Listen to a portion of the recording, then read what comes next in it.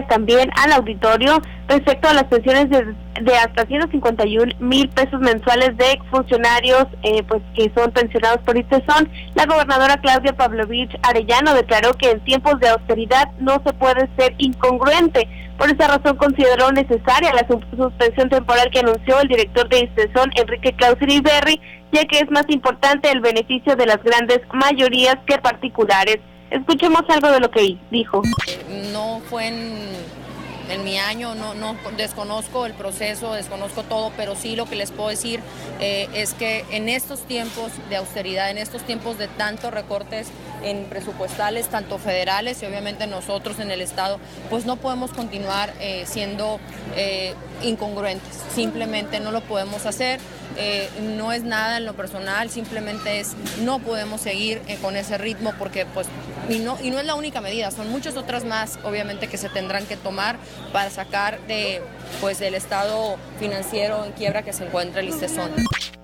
La gobernadora resaltó que serán más las medidas que se estén tomando para rescatar a ISTESON después del estado en que se recibió y la desaparición, así lo calificó, del fondo de pensiones. Hasta aquí mi reporte. Gracias, es que fue lo que ocurrió eso, en serio, fue lo que ocurrió. El fondo de pensiones, desde la Secretaría de Hacienda, Secretaría de Gobierno y desde la oficina con Guillermo Padres, se decidió que ese fondo no debía de ser intocable y se canalizara a otras partes. Está aquí Alan Córdoba, bienvenido, de Intelectalan, buenos días. Muy buenos días, Luis Alberto, un saludo a ti a todo tu... Y el exsecretario de Gobierno, exdiputado local y muchas cosas, y presidente del Consejo Consultivo de la Quino, pero sobre todo un gran abogado, Óscar López Vukovich. ¿Cómo estás? Buenos días. Y amigo tuyo también. Fue, por supuesto, claro que sí. Buenos días. Tú le entiendes muy bien este tema porque me recuerdo que si a alguien le tocó, tú cuando dejaste el López Nogalismo, el sistema, yo pues tenía como 3 años reportando apenas, pero fue muy fuerte cuando se dio a conocer las pensiones vitalicias. Sí. Y tú te metiste al tema, analizaste, mediaste. Nos alcanza la historia ahora con otro tipo de pensiones. Sí. Que tiene que ver esto con derechos laborales y toda esta materia. Y tú como funcionario también de gobierno, ¿qué hacer? ¿Qué procede en estos casos? ¿O cuál sería la valoración, por ejemplo? ¿Se puede eliminar, disminuir? Mira, yo creo que el problema viene un poquito más de por atrás, ¿no? Sí, no, obvio. Realmente sí. Es esto que tú decías ahorita de cirugía mayor que había que hacerle al ISTESON, se le hizo, si mal no recuerdo, el 2005. En aquel tiempo se enfrentó la crisis que estaba asumiendo el ISTESON y en realidad todos los sistemas de seguridad social del mundo. ¿Por qué? Porque se creó un problema a raíz de que aumentaron el número de viejos en el mundo y a raíz de que aumentó el número de años que podía vivir cada quien. Esto estaba afectando igual a Inglaterra que a Francia, que etcétera, México, y desde luego aquí en pequeñito también nos afectaba a nosotros. No podía el ISTESON pagar las pensiones, y ahí fue cuando se hizo una cirugía mayor, con 2 vertientes, que fue muy complicado, por cierto, que los sindicatos tomaron el Congreso un par de veces para evitar que se sesionara y se aprobara la ley, que hubo que negociar y bueno, qué bueno que se hizo, y tomar en cuenta a los sindicatos y a los trabajadores. Yo seguramente, si mal no recuerdo, fueron por lo menos 40 sindicatos que fueron escuchados y oídos en todo el estado sobre eso, y la famosa cirugía mayor se hizo en 2 vertientes. Una, en aumentar el número de años que tenías que trabajar para conseguir la jubilación, y otra en aumentar la proporción de lo que tenías que entregar al ISTESON para el efecto de tener derecho a la pensión. Si mal no recuerdo, se aumentó en 2 años el número de años que tenías que trabajar, y si mal no recuerdo, se aumentó en 10 puntos la parte que el trabajador tenía que aportar al ISTESON. Si mal no recuerdo, fue de 17 a 27, y creo que la parte del Estado fue de 12 a 20 y tantos, una cosa así, ¿no? Que bueno, la parte del Estado realmente es parte de todos nosotros, tuya y mía, porque el Estado no produce nada, ¿no? Lo paga con los impuestos que le pagamos nosotros. Esa fue la cirugía mayor, y no fue una cirugía mayor de ocurrencia, fue una cirugía mayor hecha con base en estudios actuariales de primerísimo nivel, con lo cual se presumía, se aceptaba y se entendía que el ISTESON iba a ser autofinanciable en un plazo, si mal no recuerdo, de 3 años. Esto fue el 2005. Estamos en el 2016 y no solamente no es autofinanciable el ISTESON, sino que está prácticamente tronado por lo que estamos viendo, y discúlpame la expresión, pero es lo que la gente está viendo, es lo que la gente piensa y es la realidad. Lo que yo creo que en esta cirugía mayor faltó es tocar un tema que no se tocó realmente, que fue el tema de la corrupción. A mí me queda claro que aquí está presente un gran tema de corrupción. O sea, ahí estaba en los estudios actuariales, ahí estaba ahí estaba la finalidad de estas reformas, ahí estaba el entendimiento de gobierno, poder legislativo, trabajadores, sindicatos, todo el mundo estaba de acuerdo en que el ISTESON iba a recuperarse de esta manera, y no se recuperó. El punto es, ¿por qué? No hay más que dos explicaciones, mi querido amigo. Uno es por ineficiencia y otro es por corrupción. E ineficiencia también es corrupción, como ya sabemos. Entonces realmente es únicamente por corrupción.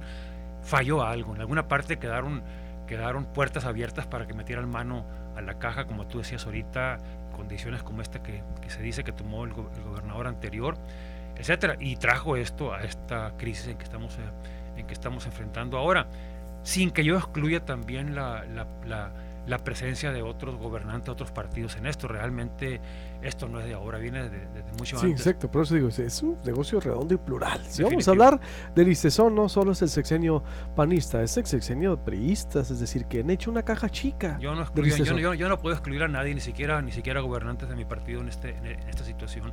Lo que yo creo que falta, parte de esta famosa cirugía mayor, es tocar el tema ese que te digo, corrupción.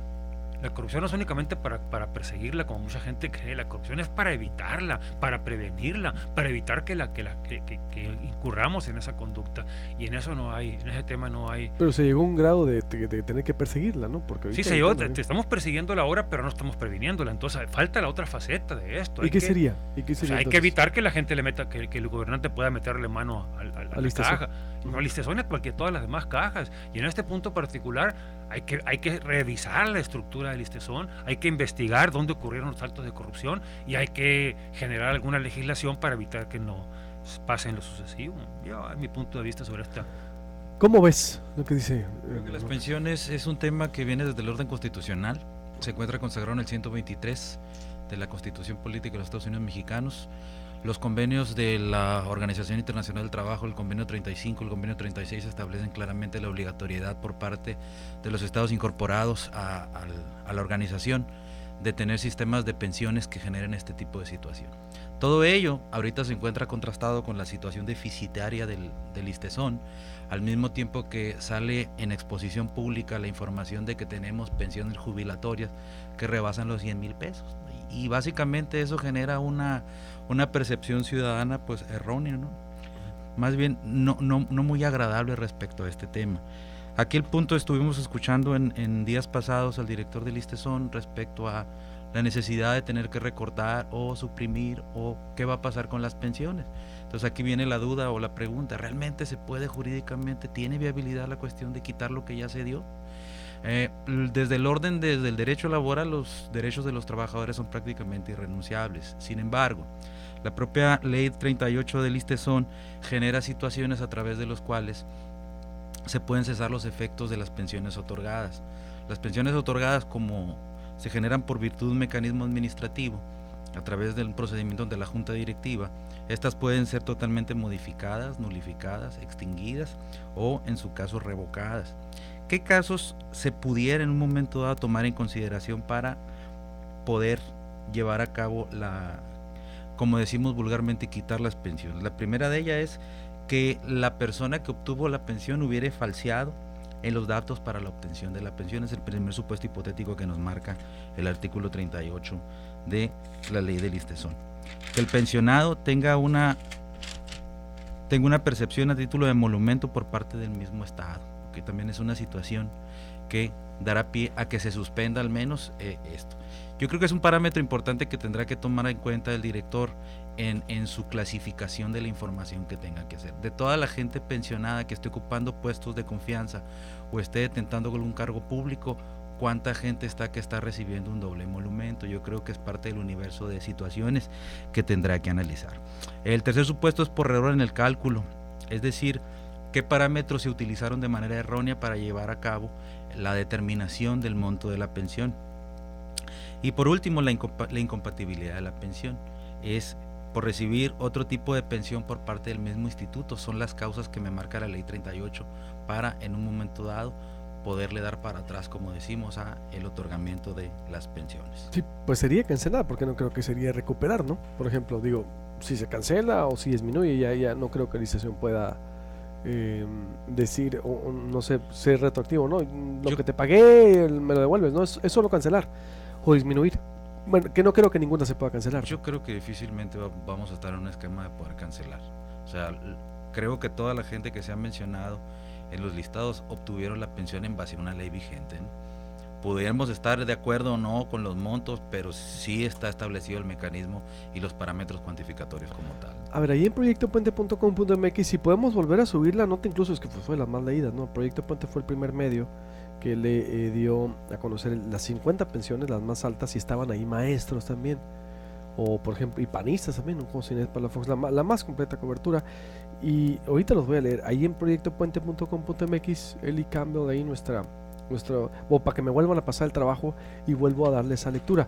Algunos pensionados del ISTESON cobran incluso más que exgobernadores. Samuel Ocaña, por ejemplo, tiene una de 40,000, 50,000 pesos, nada que ver con las otras pensiones. Contra un maestro jubilado, yo no entiendo ese criterio. Pues no, es que le diste una vida de 20 años, 30, te tocan 120,000 pesos. Ay, de pensión, ¿en serio? ¿No le estaré errando? Me voy a pensionar, digo, no te sé la ironía. ¿Cómo ves, Oscar López Vukovich? ¿Qué se puede hacer entonces? ¿Reducir nomás? ¿Atacar corrupción propone, sí o sí? Totalmente con el abogado, ¿no? Realmente, y hasta donde yo sé, no lo sé con certeza, pero buena parte de estas pensiones se ganaron en pleitos judiciales. O sea, tienen una resolución, una sentencia que la decretó. Esto le da una presunción de legalidad muy difícilmente que la puedas cambiar, ¿no? Yo creo que va a ser muy complicado, pero yo celebro que el director del ISTESON y la propia gobernadora estén involucrados en esto. Hay que enfrentar esta situación y de algún modo resolverla, ¿no? Cuando estamos hablando de pensiones de 150,000 pesos mensuales, estamos hablando de pensiones de 2 millones de pesos al año. Estamos hablando de pensiones que al año le cuestan 2 millones al presupuesto. Si lo multiplica por los 40 que están ahí, estás hablando de 100 millones de pesos o poquito más.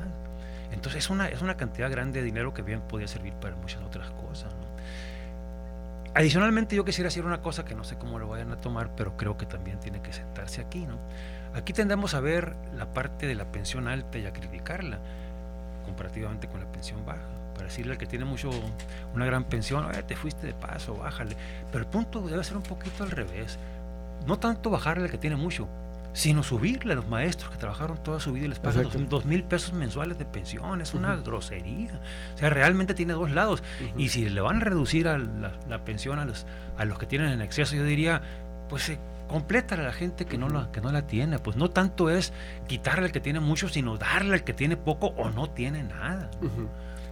Máxime cuando ha pasado, como te digo, ahorita que te refería la cosa, esta cirugía mayor que se le hizo al ISTESON en el 2005, si mal no recuerdo es de junio la ley, se hizo con cargo al trabajador. Se le dijo al trabajador, ¿sabes qué? Tu pensión desapareció porque se la robó a alguien, por lo que tú quieras y mandes, y para componer esto te voy a cobrar más de lo que ya estabas pagando. O sea, la cirugía se hizo con cargo al trabajador y con cargo a los que pagamos los impuestos, porque fue lo que se incrementó, y con cargo al tiempo que tienes que trabajar. O sea, fue un sacrificio que se le impuso a la gente para salvar al ISTESON, y ahora vemos que no se salvó. Ahora vemos que está peor probablemente como estaba el 2005, ¿no? Esto es fatal. Totalmente. Conclusión. A ver, Alan, a ver. Hay un tema que también tiene que tomarse en cuenta, robusteciendo lo que dice aquí el licenciado López, que es que también abona a la cuestión de crisis, que son los juicios de nivelación de pensión. Casi siempre fueron otorgados muchas pensiones jubilatorias en función de un sueldo tabular que estaba determinado y no fueron tomados ciertos emolumentos. Entonces, por ponerte un ejemplo, si una pensión jubilatoria era autorizada por el rango de los 10,000 pesos mensuales, el trabajador ejercía una acción legal ante el Tribunal de lo Contencioso y a la vuelta de 2-3 años aumentaba de manera exponencial hasta los 18,000 pesos, ¿no?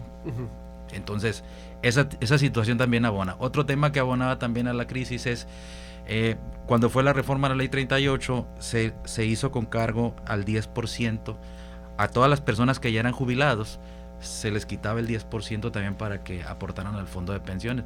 Toda la gente demandó, y creo que toda la gente está ganando ese tipo de demanda, ¿no? Situaciones que habían sido tomadas en cuenta como una cuestión sana dentro de las corridas actuariales que hacían, pues ahora están dando efecto reversivo, ¿no?, con este tipo de acciones.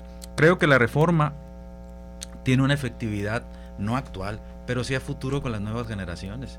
O sea, ahorita circunstancialmente creo que la reforma no necesariamente por este tipo de aspectos del orden jurídico tuvo la eficacia necesaria. Sin embargo, creo que a largo plazo sí, el hecho de que se hayan establecido topes en las pensiones jubilatorias va a tener un efecto positivo a largo plazo. Muy bien, pues les agradecemos mucho. ¿Algo más, licenciado?